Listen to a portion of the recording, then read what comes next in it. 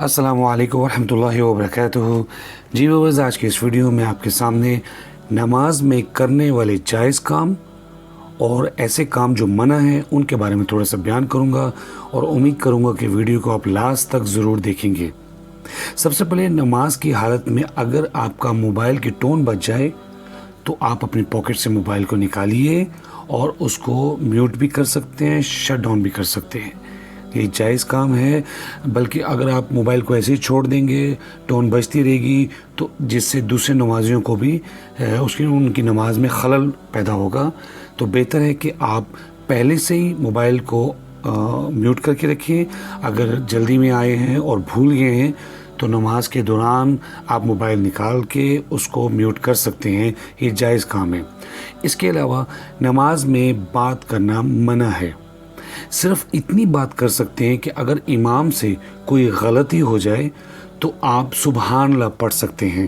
اگر امام نے 2 رکعتوں کے بعد دوسرے سجدے سے اٹھا ہے اور اتحیات کے لیے بیٹھ گیا ہے، اور اتحیات کے لیے اگر نہیں بیٹھا اور کھڑا ہو گیا پھر اتحیات کی بجائے تیسری رکعت کے لیے، تو آپ سبحان اللہ پڑھ کے امام کو بتا سکتے ہیں کہ آپ سے غلطی ہو گئی ہے تو آپ اس کو سدھار لیں۔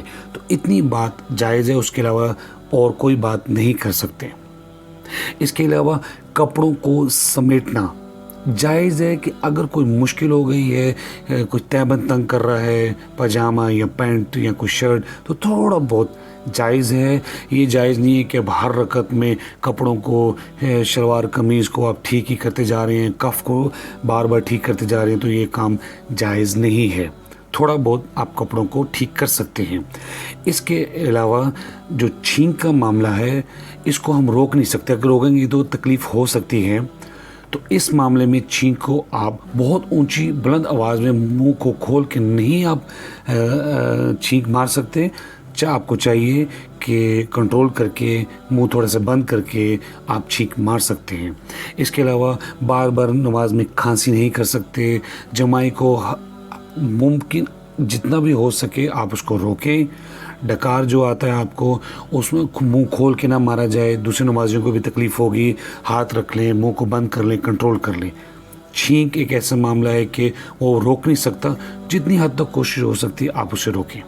اس کے علاوہ اگر مجبوراً کوئی تھوڑی بہت خارش ہو گئی ہے کہیں پر جسم کے حصے پر، تو آپ خارش کر سکتے ہیں۔ یہ نہیں کہ اب ہر رکعت میں، رکوع میں، سجدے میں، قوما میں، جلسہ میں، کبھی دائیں ہاتھ پہ، کبھی بائیں ہاتھ پہ، کبھی شولڈر پہ، کبھی کاندھوں پہ، کبھی ٹانگوں پر آپ خارش کرتے جا رہے ہیں، تو یہ منع ہے۔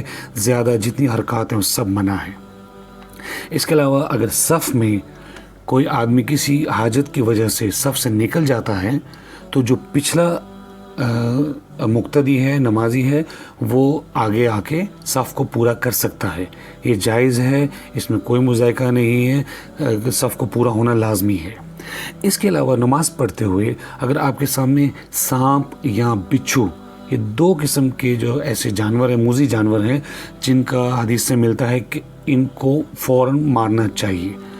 اگر نماز کی حالت میں ان کو چھوڑ دیا جائے تو ممکن ہو سکتا ہے کہ گھر میں یا کسی اس جگہ پہ یہ چھپ جائیں جہاں سے نکالنا مشکل ہو، اور بعد میں کسی کو تکلیف دیں، تو نماز کو آپ توڑ کر بھی سانپ اور بچھو کو مار سکتے ہیں، یہ جائز ہے۔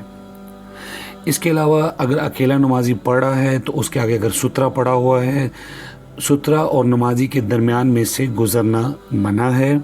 اگر کوئی گزرنے کی کوشش کرتا ہے تو آپ اسے نماز کی حالت میں ہاتھ سے روک سکتے ہیں۔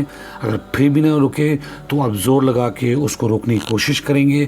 اگر پھر بھی نہیں رکتا تو آپ نماز توڑ کے اس سے جھگڑا کریں، اس سے روکیں گے، کیونکہ یہ انسان نے، یہ شیطان جو ہوتا ہے وہ گزرتا ہے اور نماز میں خلل پیدا کرتا ہے۔ تو حدیث کی مطابق وہاں اس کو بالکل آپ نے ہر ممکن کوشش سے گزرے گا جو انسان، اس کو روکنا ہے آپ نے۔ اس کے علاوہ اگر امام قرات کرتے ہوئے بھول جائے تو آپ اسے لقمہ دے سکتے ہیں، لیکن لقمہ دینے کا صحیح طریقہ یہ ہے کہ جو امام کے پیچھے مقتدی ہیں صرف وہی لقمہ دیں، نہ کہ پچھلے 5ویں چھٹی یا 8ویں صف میں جو بیٹھا ہوا ہے وہ وہاں سے اونچی آواز میں لقمہ دے۔ بہتر ہے کہ جو آگے ہیں وہی دیں۔ ہاں، اگر آگے سے کوئی لقمہ نہیں دے پا رہا تو پھر آپ پیچھے سے لقمہ دے سکتے ہیں، لیکن کوشش کریں کہ جو امام کے پیچھے مقتدی ہیں صرف وہی لقمہ دیں۔ اس کے علاوہ نماز کو جلدی مت پڑھیں، یہ منع ہے۔ نماز کو تحمل سے، اس کا رکوع، اس کا سجدہ، اس کا قومہ، اس کا جلسہ، ہر چیز آرام سے، تحمل سے پڑھنا ہے۔ اوپر نیچے فوراً جلدی جانا اس سختی سے منع ہے، تو اس چیز کا خاص خیال رکھنا چاہیے۔ اس کے علاوہ نماز میں کھانا پینا منع ہے۔